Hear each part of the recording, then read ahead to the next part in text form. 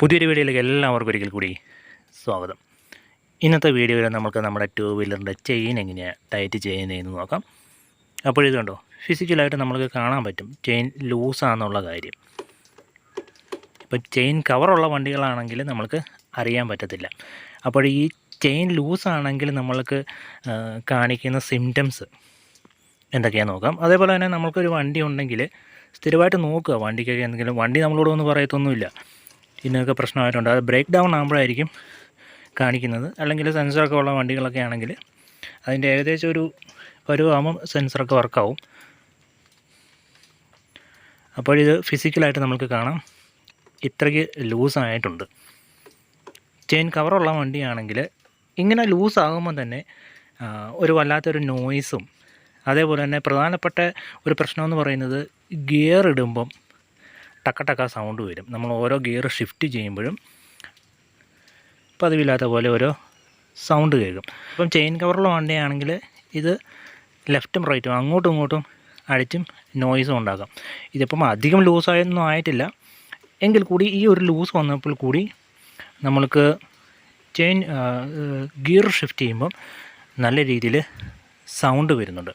അപ്പോൾ ഇന്നത്തെ വീഡിയോയിൽ നമ്മൾക്ക് ചെയിൻ എങ്ങനെ നമുക്ക് ടൈറ്റ് ചെയ്യാൻ നോക്കാം. നിസ്സാര കാര്യമാണ്, ആർക്കും ചെയ്യാവുന്ന കാര്യങ്ങളേ ഉള്ളൂ.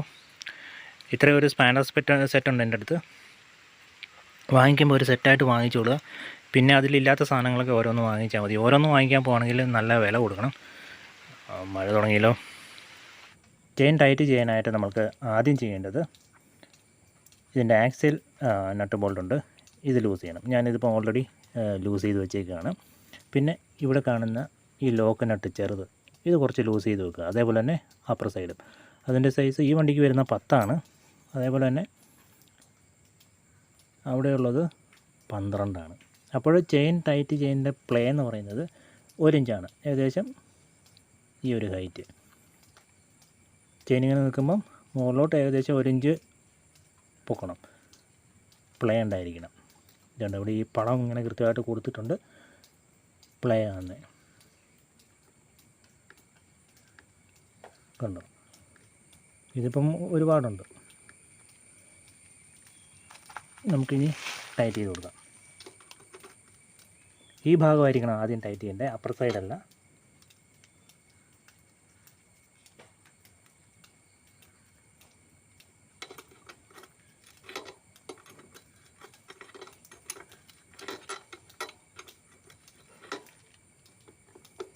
ആയിട്ടില്ല. ഒരിക്കലും ഓവറായിട്ട് ടൈറ്റ് ചെയ്യരുത്.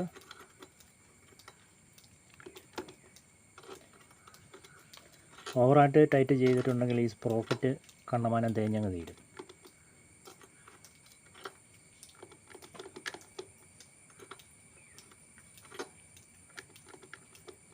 ഇനി നമ്മൾ ചെയ്യേണ്ടത് ഈ ഭാഗത്തുള്ള മാർക്കിങ് നോക്കണം.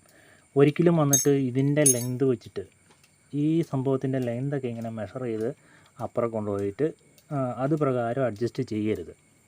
ഇതിൻ്റെ ഉള്ളിൽ മാർക്കിംഗ് ഉണ്ടാവും, എല്ലാ വണ്ടിക്കും ഉണ്ടാവും. ഈ ഭാഗത്ത് അല്ലെങ്കിൽ ഈ ഭാഗത്ത് അല്ലെങ്കിൽ ഇവിടെ ഓരോ ബ്രാൻഡിനനുസരിച്ച് എന്തായാലും ഇവിടെ ഒരു മാർക്കിംഗ് ഉണ്ടാവും.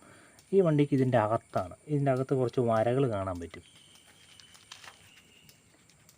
ഇവിടെ എത്ര വര കാണുന്നോ അതേപോലെ തന്നെ അപ്പർ സൈഡും ടൈറ്റ് ചെയ്ത് കൊടുക്കുക.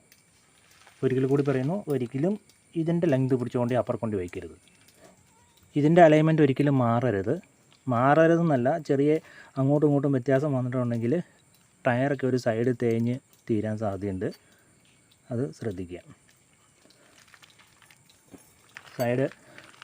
വീലൊരു സൈഡിലോട്ട് പിടിച്ച് തേയും.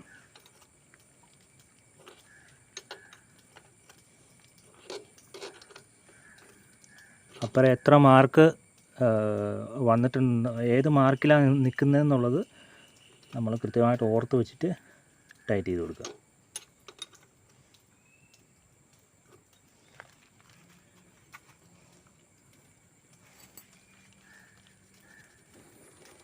രണ്ട് സൈഡ് മാർക്കിങ്ങും ഈക്വലാണ്. ഇനി ഇത് റൊട്ടേറ്റ് ചെയ്ത് നോക്കുക. ചില സാഹചര്യങ്ങളിൽ ഇങ്ങനെ റൊട്ടേറ്റ് ചെയ്യുമ്പം ഈ ചെയിൻ ഇങ്ങനെ പൊങ്ങുകയും താഴുകയും ചെയ്യും. അതായത് ഒരു സൈഡ് ഇങ്ങനെ ലൂസായി വരും, മറ്റേ സൈഡ് കുറച്ച് ടൈറ്റായിട്ട് വരും. ആ സാഹചര്യങ്ങളിൽ നിങ്ങൾ ഇങ്ങനെ ചെയിൻ നല്ലപോലെ ഷേക്ക് ചെയ്ത് കൊടുക്കുക, അങ്ങനെ റൊട്ടേറ്റ് ചെയ്ത്. അങ്ങനെ ഒരുപാട് പ്രാവശ്യം ചെയ്യുമ്പോഴേക്കും അത് ഈവനായിട്ട് വരും. ഇത് ചെയിൻ ആയ കാരണമാണ്. ഇത് പല്ലുണ്ടല്ലോ, ടീത്ത് ഉണ്ടല്ലോ, അതേപോലെ തന്നെ ഇതിലാണ് കിടക്കുന്നത്. ഇത് തേയ്മാനം വരുമ്പം അത് നമ്മൾ ടൈറ്റ് ചെയ്താലും അതിന് ചെറിയൊരു കയറിയിറക്കൽ അങ്ങനെ വരും. ബെൽറ്റ് ആണെങ്കിൽ ആ പ്രശ്നം വരത്തില്ല. ബെൽറ്റ് അത് ഓട്ടോമാറ്റിക്കായിട്ട് അത് മാച്ച് ആവും. ഇതിൽ ടീത്തുള്ളൂ, ഈ പല്ലുള്ള കാരണം അതങ്ങനെ സംഭവിക്കുന്നത്. പിന്നെ ഒരിക്കലും ചെയിന് കട്ട് ചെയ്ത് ഉപയോഗിക്കാൻ പാടില്ല കേട്ടോ, ഒരു കാരണവശാലും. കട്ട് ചെയ്യുമ്പം വൈബ്രേഷൻ കൂടും. ഈ സ്പ്രോക്കറ്റിൻ്റെ അങ്ങോട്ടാണ് വൈബ്രേഷനും എൻജിനിലോട്ട് കയറും. സ്പ്രോക്കറ്റിൻ്റെ അവിടെ ഓയിൽ സീലുണ്ട്, അതൊക്കെ ഡാമേജ് ആകും, എൻജിന് പ്രോബ്ലം വരാം. അതേപോലെ തന്നെ വൈബ്രേഷൻ നല്ല രീതിയിൽ കൂടും. ഇത്രയും കേസ് കിട്ടേ ഉള്ളൂ. ഇനി ഇത് ടൈറ്റ് ചെയ്യണം.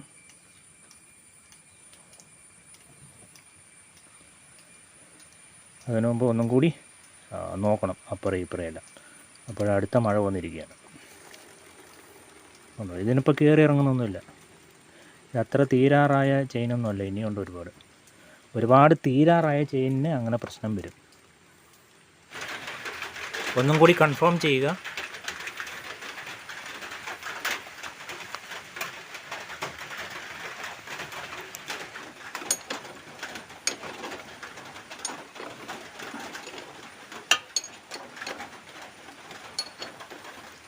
ഇതിൻ്റെ സൈസ് 19 ആണ്.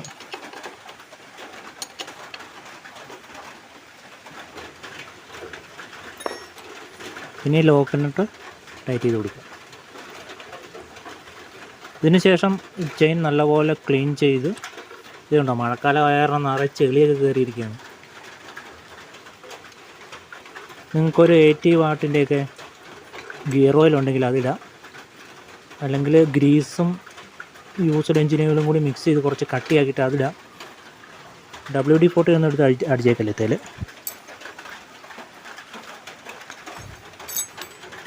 ആദ്യം വലുതൊന്ന് ടൈറ്റ് ചെയ്ത് കൊടുക്കണം, ചെറുതായിട്ട് കുറച്ച് ടൈറ്റ് ചെയ്യാനുണ്ടാവും അത്.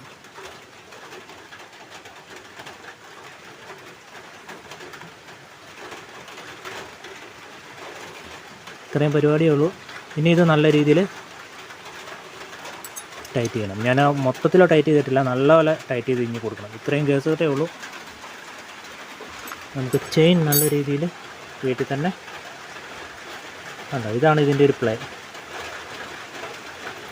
ടൈറ്റ് ചെയ്യാൻ പറ്റും. അപ്പോൾ കുറച്ച് ആയുധങ്ങളൊക്കെ വാങ്ങിച്ച് വെക്കുകയാണെങ്കിൽ സ്വന്തമായിട്ട് നമുക്ക് നമ്മുടെ വണ്ടിയൊക്കെ പണിയാൻ പറ്റും.